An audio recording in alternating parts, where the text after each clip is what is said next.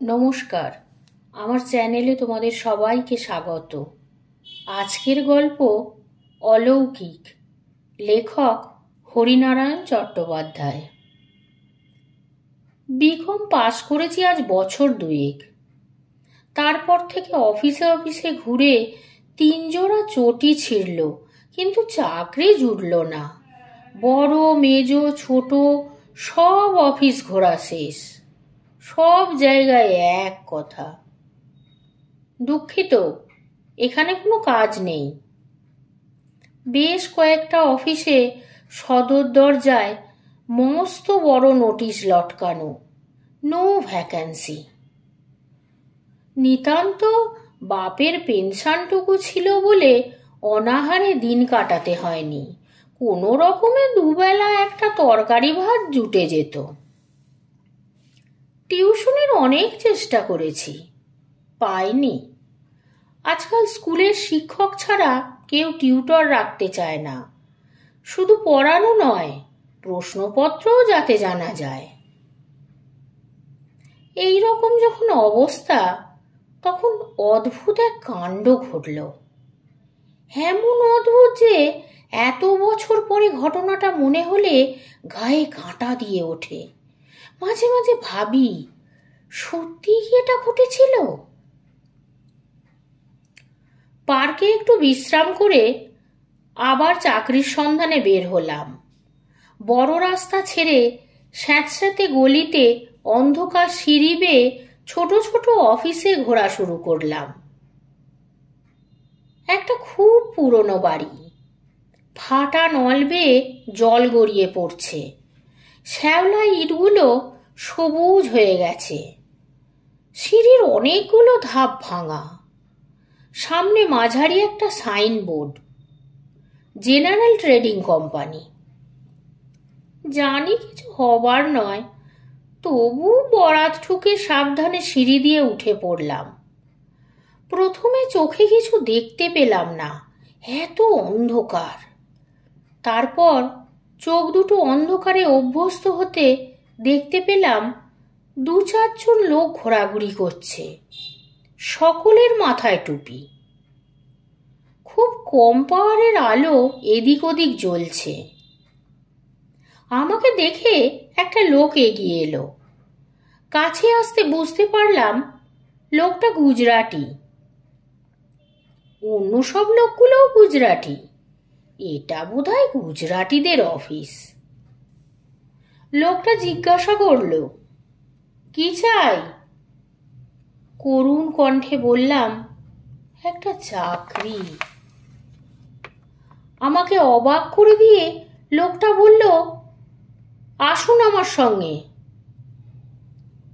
লোকটার পিছন পিছন একটা পার্টিশন ঘেরা কামরায় ঢুকলাম। ছোট একটা টেবিল, তার ওপাশে শীর্ণকায় একটি লোক, তার মাথাতেও টুপি। ঝুঁকে পড়ে একটা চিঠি পড়ছিল। মুখ তুলে বলল, কি? আমার সঙ্গের লোকটি বলল, ভদ্রলোক চাকরির জন্য এসেছেন। লোকটি হাত বাড়ালো। দরখাস্ত দিলাম। পড়ে নিয়ে বলল, আপনি গ্র্যাজুয়েট। ঠিক আছে, আমরা আপাতত 150 টাকা দেব। যদি টিকে থাকতে পারেন তো দেখা যাবে। নিজের কানকে বিশ্বাস করতে পারলাম না। মনে হলো ভুল শুনেছি। তখন আমার এমন অবস্থা, 50 টাকা চাকরি পেলে নিজেকে ভাগ্যবান বলে মনে করতাম। কি রাজি? সঙ্গে সঙ্গে আমি মাথা নাড়লাম। লোকটা বেল বাজাতে একটা বেয়ারা এসে ঢুকলো। বেয়ারাকে দেখে মনে হলো গুজরাটি নয়, উড়িয়া। মেটা ভাইকে ডেকে দাও। মেটা কামরায় ঢুকতে বলল, একে একটা নিয়োগপত্র দিয়ে দাও, 150 টাকা মাইনে, প্যারেকের জায়গায় চাকরি করবে। মেটা অদ্ভুত দৃষ্টিতে আমার দিকে কিছুক্ষণ দেখল, তারপর বলল, আসুন। বাইরে এলাম। আপনি এই চেয়ারটায় ততক্ষণ বসুন, আমি আপনার নিয়োগপত্র দেওয়ার ব্যবস্থা করছি। একেবারে কোণের দিকে একটা টেবিল, পিছনে চেয়ার, টেবিলের উপরে দোয়াত, পেন্সিল, কলম, কাছের টেবিল চাপা। ওই চেয়ারে বসে পড়ুন। আমি চেয়ারে বসতে গিয়ে লাফিয়ে উঠে পড়লাম। কি যেন চেয়ারে বসে রয়েছে, আমি তার কোলের ওপর বসে পড়েছি। উঠে দাঁড়িয়েই আশ্চর্য হলাম, চেয়ার খালি, কেউ তো নেই। তবে বুঝতে পারলাম আমারই ভুল। চাকরি পাবার আনন্দে মাথার গোলমাল হলো নাকি। আবার চেয়ারে বসলাম, এক ব্যাপার। কিন্তু এবার আর আমি উঠলাম না, চেপে বসে রইলাম। স্পষ্ট দেখলাম আশপাশে দাঁড়ানো গুজরাটি বাবুদের চোখ বিস্ফারিত হয়ে গেল। আস্তে আস্তে তারা যে যার জায়গায় ফিরে গেল। যথাসময়ে নিয়োগপত্র হাতে এলো। বাড়ি ফিরে প্রথমেই বাবার কাছে গেলাম। বারান্দায় পাশাপাশি দুটো চেয়ারে বাবা আর মা রোজই আমার অপেক্ষায় এভাবে বসে থাকেন। চাকরি পাওয়ার খবরটা দিতেই দুজনে কিন্তু বলে উঠলেন, তোমার মাথায় ওটা কি? মাথায়? মাথায় আবার কি হলো? বারান্দায় একদিকের দেওয়ালে একটা আয়না টাঙানো ছিল। তার সামনে গিয়ে দাঁড়িয়ে অবাক হয়ে গেলাম। আমার মাথায় পুরনো একটা গুজরাটি টুপি। আশ্চর্য কাণ্ড, এ টুপি আমার মাথায় এলো কি করে? সহকর্মীদের কেউ রসিকতা করে মাথায় পরিয়ে দিয়েছে, কিন্তু আমার মাথায় পরিয়ে দিল আর আমি টের পেলাম না। টুপিটা খুলে ঘরের কোণে ফেলে দিলাম। দিন 5-6 অফিসে যাওয়ার পর অনেক কিছু জানতে পারলাম আমি যে চেয়ারে বসি সে চেয়ারে আগে প্যারেক বসতো। কাজ করতে করতে প্যারেক ওই চেয়ারে বসেই মারা গেছে। অফিসের সকলের ধারণা প্যারেক এখনো ওখানে বসে।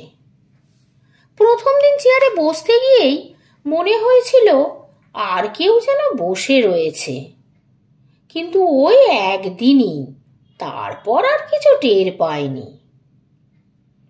পরে আমার এ কথাও মনে হয়েছিল যে অফিসে আমি একমাত্র বাঙালি বলে অন্য সবাই আমাকে ভয় দেখিয়ে তাড়াতে চায়। কিন্তু আমার ভুল ভাঙল। মাথা নিচু করে কাজ করছিলাম, হঠাৎ টুম করে শব্দ। মুখ তুলে দেখি টেবিলের উপর যে জল ভর্তি কাচের গ্লাস ছিল সেটা শূন্যে উঠে একটু কাত হলো। অর্ধেকের বেশি জল শেষ হয়ে গেল। ঠিক মনে হলো পাশে দাঁড়িয়ে কে যেন জল খেলো। আমি ভীতু, এমন অপবাদ কেউ কখনো দেয়নি, বরং সবাই আমাকে ডান পিটে বেপরোয়া বলেই জানে। কিন্তু চোখের সামনে ব্যাপারটা দেখে আমার মেরুদণ্ড বেয়ে যেন একটা ঠান্ডা স্রোত বয়ে গেল। বুকের স্পন্দন দ্রুততর হলো। শুধু কি এই, লেজারে দাগ দেব বলে লাল পেন্সিলটা যেমনি তুলতে গেছি অমনি চমকে উঠে হাত সরিয়ে নিতে হয়েছে। কে যেন আগেই পেন্সিলটা আঁকড়ে ধরেছিল। আমার পাশে মানু ভাই বসত, বয়সে প্রায় আমারই সমান। ছুটির পর তাকে সব কিছু বললাম। সে মন দিয়ে সব শুনে বলল, প্যারেক এখনো অফিসের মায়া কাটাতে পারেনি, কি করেই বা পারবে? লোকটার অফিসন্ত প্রাণ ছিল।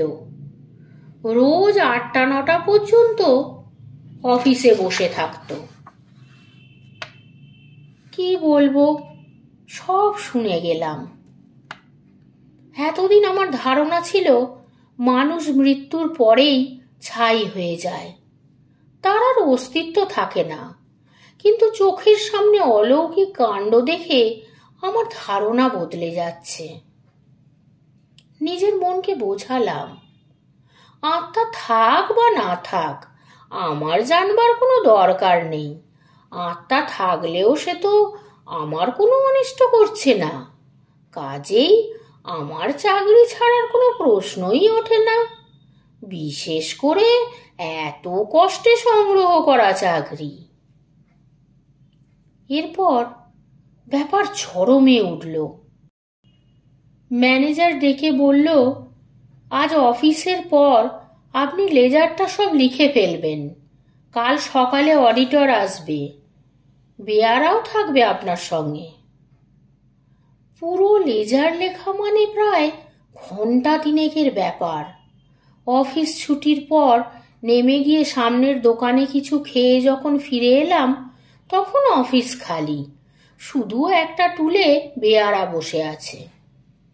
আমাকে দেখে বেয়ারা বলল, বাবু আপনি তাহলে কাজ শুরু করুন, আমি বাড়ি থেকে খেয়ে আসি। আমার বাড়ি খুব কাছেই, আপনি 8টা অবধি তো আছেন, তার মধ্যেই আমি ফিরে আসব। বেয়ারা চলে গেল। আমি লেজার খুলে বসলাম। কতক্ষণ কাজ করেছিলাম খেয়াল নেই। হঠাৎ খটখট শব্দ হতে মুখ তুলে দেখেই আর চোখ নামাতে পারলাম না। ঠিক অফিসের মাঝখানে একটা কঙ্কাল মূর্তি হেঁটে বেড়াচ্ছে, মাথায় কালো টুপি, 2 হাত পিছন দিকে, এদিক থেকে ওদিক আবার ওদিক থেকে এদিক, ঠিক যেমন ভাবে পরীক্ষার সময় গার্ডরা পায়চারি করে ঠিক তেমনি। পকেট থেকে রুমাল বের করে চোখ দুটো মুছে নিয়ে ভালো করে দেখলাম, সেই এক দৃশ্য। কঙ্কাল মূর্তি পায়চারি করছে একভাবে। কপালে বিন্দু বিন্দু ঘাম ফুটে উঠল, হাত অসার। লেজারের পাতায় একটি আঁচড়ও পড়ল না। ভাবলাম, চাকরি মাথায় থাক, কোনো রকমে বের হতে পারলে আর কোনোদিন এমুখ হব না। কিন্তু যাবার উপায় নেই। ঠিক বের হবার মুখে কঙ্কাল মূর্তি বেড়াচ্ছে, তার কাছাকাছি যাওয়ার সাহস আমার নেই। ভয়ে ভয়ে জলের গ্লাসটায় চুমুক দিলাম, গলা শুকিয়ে কাঠ হয়ে আসছিল। একটু পরেই কঙ্কাল মূর্তি আর দেখতে পেলাম না। যেমন হঠাৎ এসেছিল তেমন হঠাৎই হাওয়ায় মিলিয়ে গেল। হাত ঘড়ি দেখলাম, প্রায় 1 ঘন্টা চুপচাপ বসে আছি। কাজ অনেক পিছিয়ে গেল, তার মানে আরো 1 ঘন্টা 1.5 ঘন্টা বেশি থাকতে হবে। কি আশ্চর্য, যতক্ষণ কঙ্কাল মূর্তিটা চোখের সামনে ছিল বেশ ভয় ভয় করছিল, এখন মূর্তিটা সরে যেতেই সাহস ফিরে এলো। কাজে হাত দিলাম। লেজারে কলম ঠেকাতে গিয়েই চমকে উঠলাম। যেটুকু লেখা বাকি ছিল অচেনা হাতের লেখায় সব ভর্তি হয়ে গেছে। তার মানে আমার বাকি কাজটুকু কেউ করে দিয়েছে। এ হাতের লেখা আমার নয়, সেই বিষয়ে আমি স্থির নিশ্চিত। শুধু লেখাই নয়, প্রত্যেক পাতার শেষে যোগফল পর্যন্ত লাল কালিতে লেখা। 8টার একটু আগে বেয়ারা এসে হাজির। আমি তাকে বললাম, আমার কাজ শেষ, তুমি অফিস বন্ধ করে দাও। রাস্তায় এসে বেয়ারা জিজ্ঞাসা করল, বাবু কিছু দেখলেন নাকি? আমি চেপে গিয়ে উত্তর দিলাম, না, কি দেখব? বেয়ারা আর কিছু বলল না। পরের দিন অফিসে আসতেই বেয়ারা এসে দাঁড়ালো। লেজার বইটা নিয়ে ম্যানেজার বাবু আপনাকে যেতে বলছেন। বুঝতে পারলাম অডিটর বোধহয় এসে গেছে, হিসেব দেখার কাজ শুরু হবে। লেজার বই নিয়ে ম্যানেজারের ঘরে ঢুকলাম। অডিটর নেই, ম্যানেজার একলাই বসে আছে। আমাকে দেখে জিজ্ঞাসা করলো, কি সব লেখা হয়ে গেছে? হ্যাঁ বলে লেজারটা এগিয়ে দিলাম। ম্যানেজার লেজারের পাতা উল্টাতে লাগলো। কয়েকটা পাতা উল্টেই বিস্মিত দৃষ্টিতে আমার দিকে চেয়ে বলল, এ কি, এ কার হাতের লেখা? কার হাতের লেখা আমার জানা নেই, তাই কোনো উত্তর দিতে পারলাম না। ম্যানেজার আস্তে আস্তে বলল, কি আশ্চর্য, এ তো অবিকল প্যারেকের হাতের লেখা। এ লেখা আপনি পেলেন কি করে? কিভাবে ও লেখা লেজারের পাতায় এলো সেটা আমি বললাম। ম্যানেজার সব মন দিয়ে শুনল,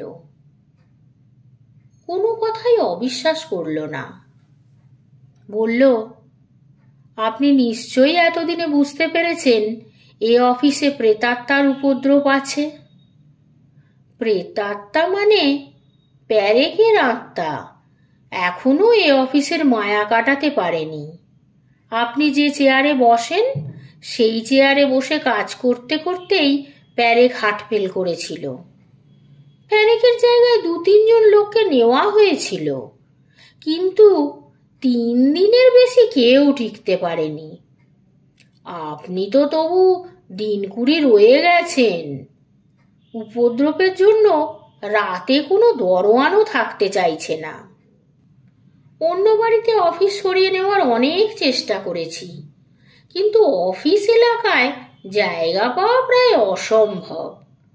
পাওয়া গেলেও সেলামি আর ভাড়া এত বেশি যে আমাদের পক্ষে সে টাকা খরচ করা সম্ভব নয়। আমি একটু ভেবে কথাটা বলেই ফেললাম, একটা কাজ করলে হয়। কি বলুন? শুনেছি গয়ায় পিণ্ডি দিলে প্রেতাত্মা মুক্তি পায়। সে কি করা সম্ভব? ম্যানেজার 2-1 মুহূর্ত চিন্তা করল, তারপর বলল, চেষ্টা করে দেখা যেতে পারে। যাবেন আপনি? আমি? হ্যাঁ, আমি আপনার যাতায়াত আর অন্য খরচ দেব। আপনি ব্রাহ্মণ, আপনি বরং চলে যান। কিন্তু প্যারেকের বাপের নাম দরকার হবে। সে ব্যাপারে কোনো অসুবিধা হবে না, তার নিয়োগের ফাইলে সব বিবরণ পাওয়া যাবে। আপনি চলেই যান। সামনের শনিবার গিয়ে সোমবার ফিরে আসতে পারবেন। অগত্যা রাজি হয়ে গেলাম। দুর্ভোগ আমারই বেশি। প্যারেকের জায়গায় আমি এসেছি, কাজেই তার আক্রোশ আমার ওপর বেশি হওয়াই স্বাভাবিক। গয়ায় পিণ্ডি দিলে যদি আপদের শাস্তি হয় তাহলে ম্যানেজার আমার ওপর খুশিই হবেন। সেদিন বুধবার, মাঝখানে 2টো দিন, বৃহস্পতি আর শুক্র। এই 3 দিনে হিসাব পরীক্ষার কাজও শেষ হয়ে যাবে। বুধ বৃহস্পতি 2টো দিন নির্বিবাদে কাটল। শুক্রবার টেলিফোন এলো। যিনি হিসাব দেখতে আসেন ঠান্ডা লেগে তার একটু জ্বর ভাব হয়েছে, তিনি আসতে পারবেন না। আমি যেন খাতাপত্র নিয়ে তাঁর অফিসে যাই। ম্যানেজারের নির্দেশে তাই যেতে হলো। অফিসে ফিরতে 6:30 বেজে গেল। ফিরে দেখি অফিসের দরজায় তালা দিয়ে বেয়ারা বাইরে অপেক্ষা করছে। আমাকে দেখে বলল, আপনার এত দেরি হলো? সেই প্রশ্নের কোনো উত্তর না দিয়ে বললাম, তুমি দরজাটা খোলো, আমি খাতাপত্রগুলো রেখে এখনই আসছি। বেয়ারা দরজা খুলতে ভেতরে ঢুকে আমি খাতাপত্রগুলো আমার টেবিলে রেখে বেরিয়ে এলাম। অস্বাভাবিক কিছু নজরে পড়ল না। আমি বাইরে আসতেই বেয়ারা দ্রুত হাতে দরজায় চাবি লাগিয়ে তীর বেগে ছেড়ে দিয়ে নেমে গেল। সারা দিনের পরিশ্রমে ক্লান্ত ছিলাম। আমি আস্তে আস্তে সিঁড়ি দিয়ে নামতে লাগলাম। বাঁকের মুখে থমকে দাঁড়িয়ে পড়তে হলো। কার একটা হাত আমার কাঁধের উপর এসে পড়ল। আঙুলগুলোই যেন এক তিল মাংস নেই, ছুরির ফলা বসানো। আমার কাঁধের মাংস ছিঁড়ে যেতে লাগলো। যন্ত্রণায় চিৎকার করে উঠতে গিয়েই থেমে গেলাম। দেয়ালের কোণে দীর্ঘ এক কঙ্কাল মূর্তি, তার দুটি চোখে আগুনের শিখা, মাথায় কালো টুপি। এগোবার চেষ্টা করতেই কঙ্কালের দাঁতগুলো কড়মড় করে উঠল। বজ্র গম্ভীর কণ্ঠস্বর, ইংরাজিতে হুঙ্কার। গয়ায় পিণ্ডি দেওয়ার ব্যবস্থা হচ্ছে? এ অফিস থেকে আমাকে সরাবার চেষ্টা? এ অফিসের গোড়াপত্তন থেকে আমি আছি, শেষ অবধি থাকবো। কেউ আমাকে উৎখাত করতে পারবে না। কথার সঙ্গে সঙ্গে কাঁধের উপর হাতের চাপ আরো জোর হলো। মনে হলো যেন মাংস ভেদ করে আঙুলগুলো হাড়ে গিয়ে ঠেকছে। দুঃসহ ব্যথা। বল, এ দুর্বুদ্ধি ছাড়বি কিনা? বল, তোকে খতমই করব। না না, আমি এসব কিচ্ছু করব না। আমি আর ঢুকবই না এই অফিসে। প্যারেক, আপনি আমায় বাঁচান। কথাটা মনে থাকে যেন। ঘাড়ে প্রচন্ড একটা ধাক্কা। ছিটকে সিঁড়ির নিচে গিয়ে পড়লাম। বোধহয় অজ্ঞানী হয়ে গিয়েছিলাম। যখন চেতনা ফিরেছিল তখন অনেক রাত। কপাল কেটে রক্ত গড়িয়ে পড়ছে। কাঁধে কালশিটের দাগ। হাঁটতে হাঁটতে মাঝরাতে বাড়ি ফিরেছিলাম। বাড়ি ফিরেই চাকরি ছাড়ার দরখাস্ত পাঠিয়ে দিয়েছিলাম। ও অফিসে আর যাইনি। আজকের গল্পটি এখানেই শেষ হলো।